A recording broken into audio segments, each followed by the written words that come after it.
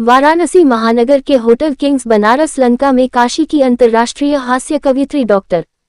पूर्णिमा भारती के पुण्यतिथि के अवसर पर साहित्यिक संस्था रसवर्षा के राष्ट्रीय अध्यक्ष डॉक्टर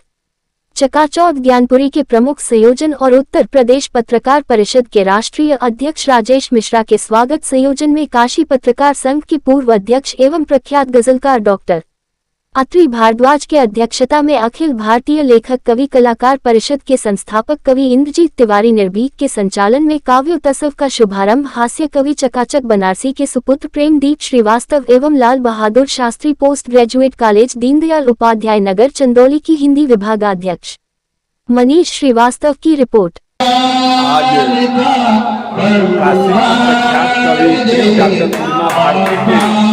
के तीसरे पुण्यतिथि के अवसर पर होटल किंग्स बनारस लंका वाराणसी उत्तर प्रदेश में डॉक्टर चकाचौंध ज्ञानपुरी जी के प्रमुख संयोजन में मैं इंद्रजीत तिवारी निर्भीक मेरे संचालन में तथा डॉक्टर अत्रि भारद्वाज जी के अध्यक्षता में यह कार्यक्रम चल रहा है, जिसमें देश के ख्यातिलब्ध रचनाकार अनेकों कलाकार कवि और सभी लोग जो है काव्यांजलि काव्योत्सव का आयोजन चल रहा है। इसमें अपनी कुछ पंक्तियां जो उनको शत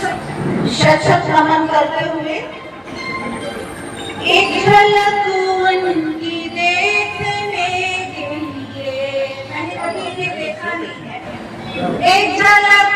उनकी देखने के लिए आँख मेरी बहुत तरसती है, एक झलक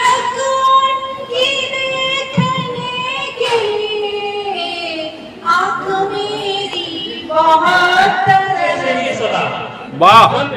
कीजिए पीछे से ही सदा, बीवी को डांटना हो तो बच्चों को डांटिए, बीवी को डांटना हो तो बच्चों को डांटिए। और एक गजल, हवा की नाप मेरे आज चल भी सकती है, हवा की नाप मेरे आज चल भी सकती है, वो मुझसे रूठ के रास्ता बदल भी सकती है, ये हो भी सकता है कि मुझ में जान आ जाए, खुदा की दीन की सूरत निकल भी सकती है, समझ के दिल को तू टूटा न फेंक दरिया में, वो इसके वास्ते दिल से मचल भी सकती है, बचा के रखिए सियासत से अपनी बस्ती को, कोई जो आ गया नेता तो जल भी सकती है। वाह वाह वाह। बचा के रखिए सियासत से अपनी बस्ती को, कोई जो आ गया नेता तो चल भी सकती है, उसे जलील करो यूं न उसकी कविता पे सुना मंत्र आता है अंदर से के वातावरण। और जब पत्नी पति को छोड़ जाती है या पत्नी को छोड़ जाता है तो इतना पति पत्नी का ऐसा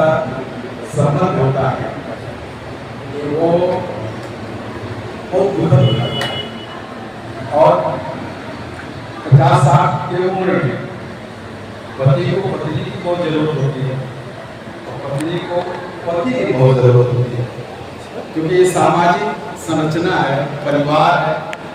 घर है, बाल है, बच्चे हैं, रिश्तेदार हैं, नातेदार हैं। उस पीड़ा को आत्मसात करना पड़ता है, और जो आत्मसात करता है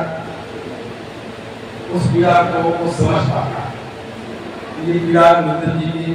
पीड़ा को हम समझते हैं, उनकी बिटिया नष्ट हो गई, वो नहीं समझती है कि पापा नहीं,